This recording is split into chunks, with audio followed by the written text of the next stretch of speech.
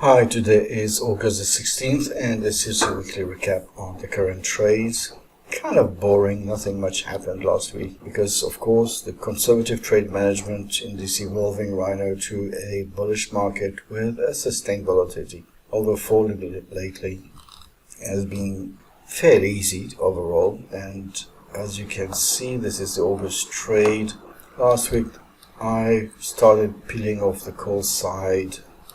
As you can see, I called one for 15 cents and one for 10 cents plus commissions. Of course, it would have been tempting to leave it to expiration. I just didn't want to be bothered. It's not going to be a great month. 460 times 1.5 for leverage. Still getting to my minimum profit target, which is about 1.5. And thanks to PM, this trade is going to be doing okay. Also, something you can see is that one does not model the short-dated expiration very well. I've got no Greeks, nothing, so it's good to know that whatever happens, I would probably need to get to a major fall to get to a danger zone. So at this point, there's nothing to do here. I'm just going to let it expire for $460. So nothing much to say. September is looking okay overall. At this point, as I mentioned in my training notes this morning, I may go for further PCS rolls, but I still would like to keep my bet that if in the next 2 weeks, if nothing much happens, we could get into a sweet spot. That being said, it would require the market dropping by probably 200 points. There's no bigger pressure down to about 4,200, and that would be more or less the sweet spot. So if nothing happens in the next 2 weeks and then towards the end of the month, market starts retracing, that could be a good position to be in. Now, if I give up on this scenario and go for, let's say, I could even go for some reduction using less than 10k, which is a scenario that I actually like if I keep a trade to expiration. But of course, I would forfeit quite a bit of the sweet spot scenario. So if nothing happens, I will try and get a little bit of a profit here. Maybe I can get even more than that if I don't reduce the trade and go for this one.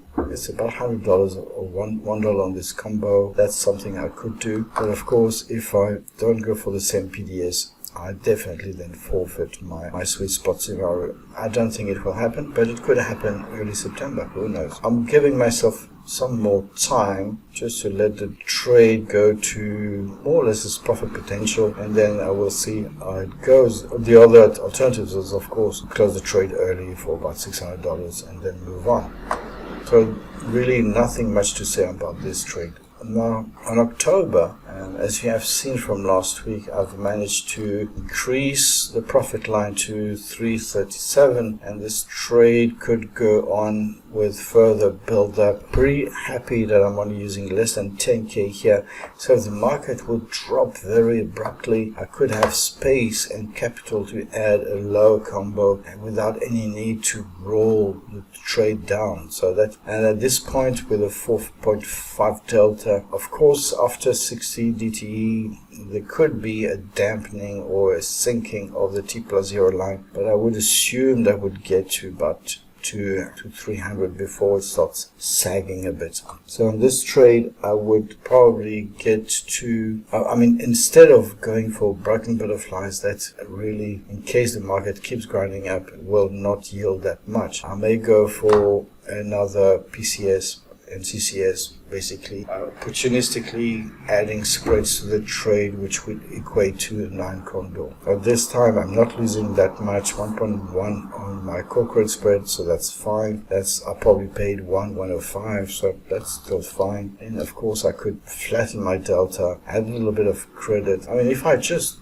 go for a PCS here, it could be an aggressive type of so-called reverse Harvey, and I'll still keep a negative delta. I would add some Vega, and because if the market drops and volatility shoots up, that could be slightly too aggressive for the Rhino trade. At the same time, it could be quite tempting to get $735 under the belt for this trade. So another alternative, slightly more conservative, would be to keep adding PCS here without going for a PCS roll. $600 or so, 3.4 delta, that one looks okay. And if I need to spread my Vega a little bit more, I can definitely add another CCS, even if not here, just a notch above. We'll still get close to $1 here. That's pretty fine. So that's something I would have in mind. Otherwise, not much to say. I mean, this is pretty cool considering that in August volumes are low, liquidity is not so good, market makers are